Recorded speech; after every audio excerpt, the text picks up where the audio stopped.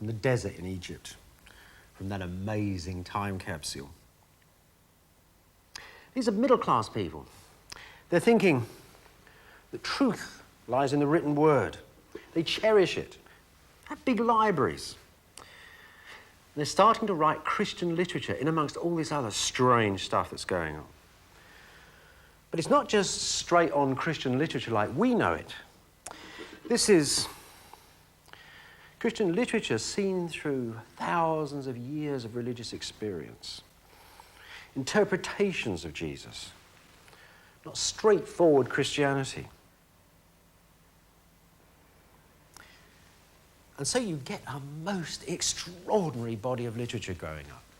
You get 12 Gospels. One of them tells us that Jesus was gay. You get a wondrous poem that tells us that God was actually a woman. Poems called Thunder, Perfect Mind. And dozens of texts so strange that you can't understand what's in them. You get letters from St. Paul writing to Aristotle. Jesus writing to the King of Edessa. And in amongst all this great mountain of literature, you get the ancient books which will become our modern Bible, mixed up with all this other stuff. And this lot here represents literally the earliest known fragments of the Christian Bible that we possess.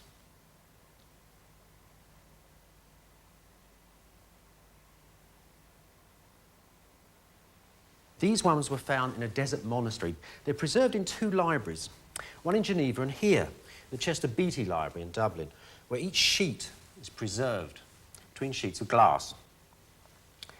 So imagine that. This, for example, is the Gospel of Luke.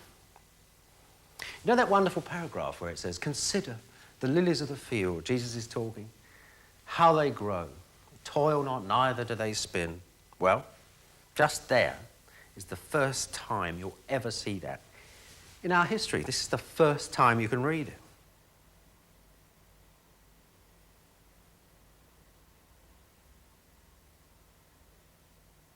So, if we were doing a history of the Bible and we were saying, look, you know, here's the oldest Bible in the world, no problem, all that happens is it gets copied out from here till today. That's simple, isn't it? But look at it from the other end of the telescope. What you've got is not only this body of text that we think of as the sacred Bible text, but all this stuff too, all this stuff from the underground movements. So the big problem in the church, and not only with what we think of as the church, but all sorts of churches all over the world are equally puzzled. These ancient churches thinking, my God, there's all this literature. What of it is sacred and what of it isn't? About AD 170, a Christian who lived in Asia Minor, a man called Marcion, made the first stab at deciding what of all these ancient Christian books would actually go into a proper Bible. Trouble was, Marcion was a Gnostic. He didn't believe Jesus had been born. He thought that he actually sprung from the brain of God, fully grown. And he also thought Jews were the work of the devil, which somewhat limited his choice of books. The Gospel of Luke was chosen. It was the only Gospel which seemed to him to be any good at all. It was cut down to about a quarter of its proper size, and a couple of Paul's letters were thrown in. So Marcion's choice of books was somehow a manifesto of his beliefs. Now, about the same time, in Italy, there was somebody else composing a list of books suitable for a Christian Bible.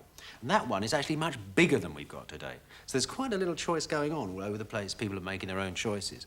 But the one that won, the one we have today, doesn't come from the Holy Land or anywhere in the East.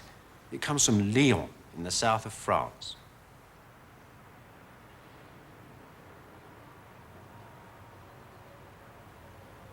Lyon had actually been established by the Romans. It wasn't a French city, it was a Roman city. It was part of that international world that went all around the Mediterranean. It was founded in about AD 50 for the Roman legionaries. And it was actually full of Greeks from Asia Minor. And there were Christian missionaries too who'd come to the town to convert the local people and the Roman soldiers.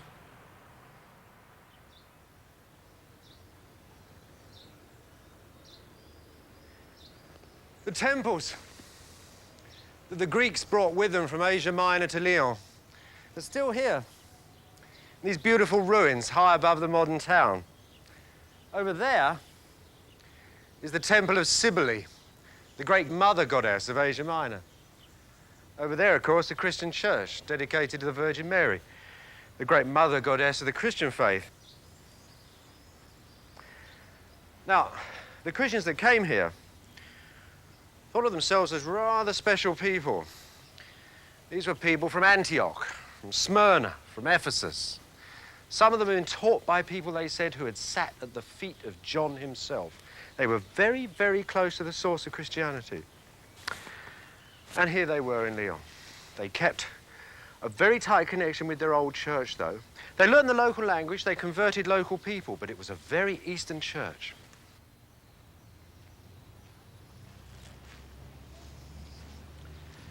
In the years 150, 160, 170, 180 after Christ, just about the time the Greeks were coming to Lyon, the persecutions began. It was a simple test, really. Did you want to worship the emperor or did you want to worship Jesus Christ? If you worship the emperor, you get to be a good guy and succeed in society. If you want to worship Jesus, you might well end up in an amphitheatre being torn to bits. So it's a sort of a terrible test of wills, really. Here in Lyon, the Greeks were amongst the first to be persecuted. There was a man called Attalus, who came from Pergamum, close to Smyrna. He was a big man. He was very popular in the town. And they led him round in a circle here with a notice on his front. I'm Attalus and I'm a Christian.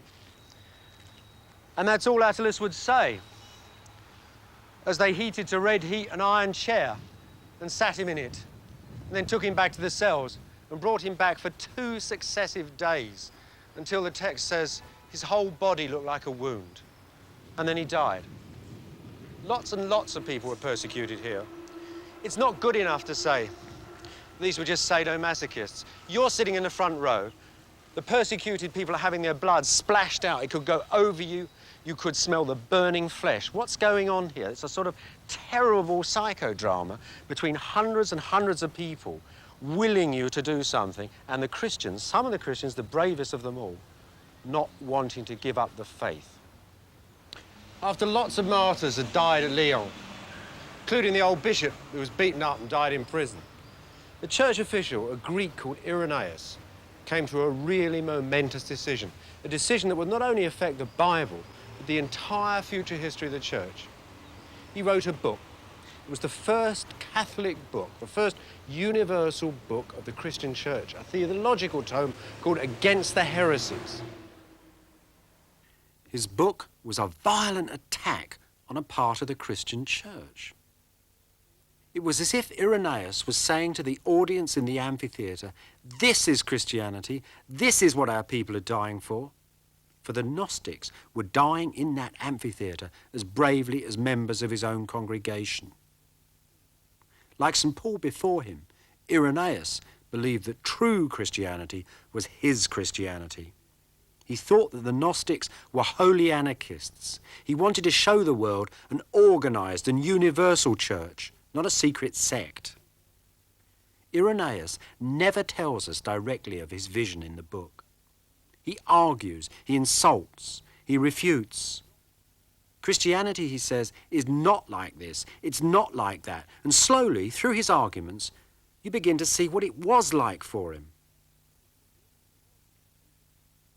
And as Irenaeus had come from Asia Minor, the old stamping ground of St. John and St. Paul, part of his vision went back to the days of the first church, almost to Jesus and Jerusalem.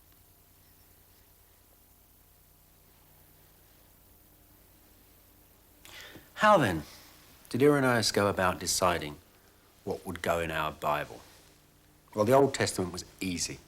That had been decided years before, no trouble. But the New Testament, that was still a big problem. What the man relied on at the end of the day was what he considered to be the most sacred thing. Remember, he'd come from Asia Minor. He'd known men in his childhood who had sat at the feet of John. He had a problem, he says once, about the book of Revelations. He could write to a man who he thought had known John himself. The traditions in that part of the church went back through the disciples, even to Jesus. It was a tradition that was a verbal tradition as well as a literary tradition. They knew what was sacred and they knew the heart of the Bible. And this was actually going right through the Mediterranean. Just at the same time the martyrs of Lyon were being killed, martyrs were being killed in North Africa. And when their judges asked them what they were dying for, they said they were dying for the Gospels and the letters of a just man, one Paul. But how many Gospels were there? Well, Irenaeus had no doubt about that at all. He doesn't even begin to defend it on any logical grounds at all. He says there were 4 Gospels. There were 4 Gospels like there were 4 winds, like there were 4 corners of the universe, like the 4 cherubim of Ezekiel's vision. 4 was the order of the universe, and 4 was the heart of his New Testament.